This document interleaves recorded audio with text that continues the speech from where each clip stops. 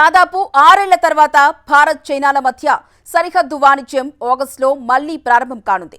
Corona మహమ్మారి సరిహద్దు ఉద్రిక్తతల కారణంగా నిలిచిపోయిన ఈ వాణిజ్యాన్ని ఇరు దేశాల దౌత్య సంబంధాల సాధారణీకరణలో భాగంగా 2025 ఆగస్టు ఒప్పందం ప్రకారం పునఃప్రారంభిస్తున్నారు.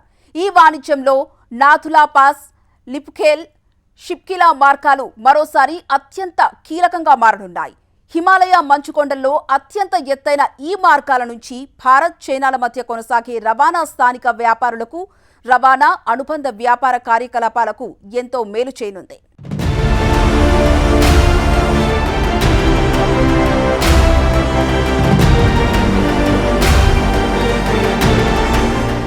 భారత్ చైనాల మధ్య సరిహద్దు వ్యాపారం మళ్లీ తెరుచుకుంటోంది.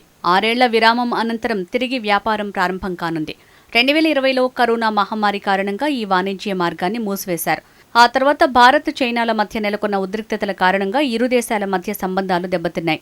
అయితే ఇరు దేశాల మధ్య సంబంధాలు సాధారణీకరణ దిశగా 2025 ఆగస్టులో కీలక ఒప్పందం కుదిరింది. ఈ నేపథ్యంలో రెండు దేశాల మధ్య ఆగస్టు 1 నుంచి వాణిజ్య మార్గాలు మళ్లీ తెరుచుకోబోతున్నాయి. దీంతో భారత్ చైనా సరిహద్దుల్లో సందడి మొదలైంది. తూర్పు సిక్కింలోని చారిత్రాత్మక నథులా పాస్ ద్వారా చైనా భారత్ సరిహద్దు వాణిజ్యం నాథులాతో పాటు హిమాచల్ ప్రదేశ్లోని షిప్కిలా, ఉత్తరాఖండ్లోని లిపులేఖ్ తదితర హిమాలయ సరిహద్దు మార్గాలను దశల వారీగా తెరిచేందుకు ఏర్పాట్లు జరుగుతున్నాయి.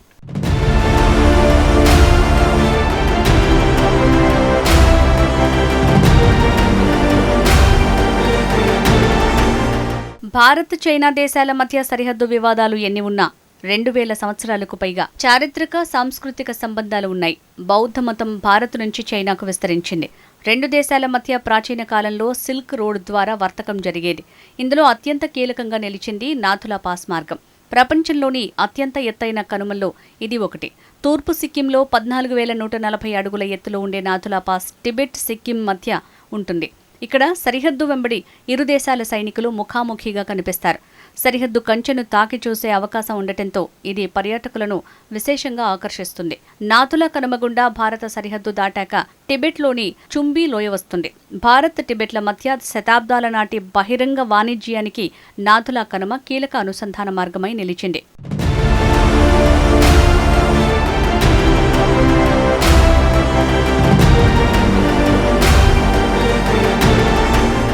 నాథులా పాస్ అత్యంత ఎత్తైన హిమాలయ ప్రాంతంలో ఉండటం వల్ల వాతావరణ పరిస్థితులు చాలా తీవ్రంగా ఉంటాయి.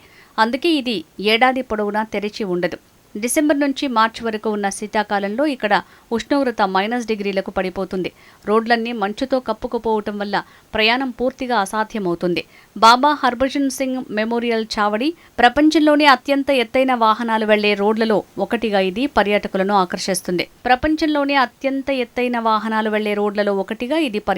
ఆకర్షిస్తుంది. ఇక్కడికి వెళ్లేందుకు పౌరులకు ప్రత్యేక అనుమతి అవసరం. నాథులా పాస్కు మరో ప్రత్యేకత ఉంది. పవిత్ర కైలాస మానస సరోవరానికి వెళ్లేందుకు భారత ప్రభుత్వం ఈ మార్గాన్ని కూడా ఒక అధికారిక మార్గంగా గుర్తించింది. కాగా 1962 భారత్ చైనా యుద్ధం తర్వాత ఈ మార్గాన్ని మూసివేశారు.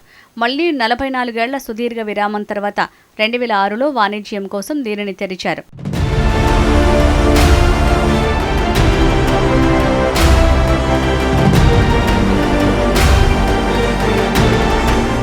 భారత్ చైనా మధ్య మరో 2 వాణిజ్య మార్గాలున్నాయి. అవే లిపులేఖ్ పాస్, షిప్కిలా మార్గాలు.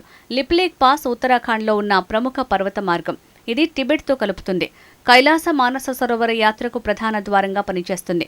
ఈ ప్రాంతంపై భారత్, నేపాల్ మధ్య వివాదాలు కూడా ఉన్నాయి. లిపులేఖ్ కనుమ ద్వారా జరిగే వాణిజ్య పరిమాణం భారత్ చైనా మొత్తం వాణిజ్యంతో పోలిస్తే చాలా తక్కువ. చైనా ప్రభుత్వం కేవలం 20 మంది వ్యాపారులకే అనుమతి ఇచ్చింది. చివరిగా సాధారణంగా సాగిన 2019 సీజన్లో ఈ మార్గం ద్వారా జరిగిన ద్వైపాక్షిక వాణిజ్య విలువ 3.15 కోట్లుగా నమోదైంది. అయితే ఇది స్థానిక సరిహద్దు ఆర్థిక వ్యవస్థ, గిరిజన ప్రాంతాల జీవనోపాధికి ఎంతో కీలకం. ఇక హిమాచల్ ప్రదేశ్లోని కిన్నౌర్ జిల్లాలో గల షిప్కిలా కనుమ ద్వారా జరిగే వాణిజ్య పరిమాణం సుమారుగా 4 కోట్ల రూపాయలుగా నమోదైంది.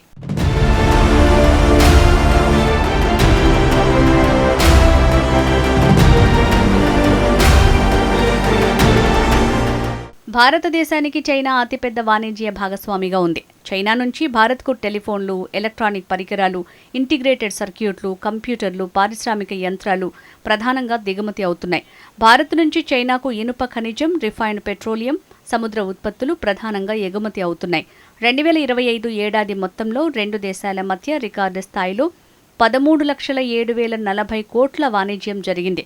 2026 ప్రారంభంలో చైనా నుంచి భారత్కు దిగుమతులు సుమారు 21% పెరిగి 7.70 లక్షల కోట్లకు చేరుకున్నాయి. అయితే ఈ వాణిజ్యంలో భారత్కు పెద్ద ఎత్తున వాణిజ్య లోటు ఉంది. ఆర్థిక పరంగా ఆధారపడటాన్ని తగ్గించుకోవటానికి భారత్ స్వయం సమృద్ధిని పెంచుకునే ప్రత్యామ్నాయాలు చేస్తోంది. అయితే సరిహద్దు మార్గాల వ్యాపారం 49 కోట్ల మేరకే ఉన్నా ఇది స్థానిక హిమాలయ తెగల ప్రజలకు, సరిహద్దు గ్రామాలకు ఆర్థిక జీవనాధారంగా నిలుస్తోంది.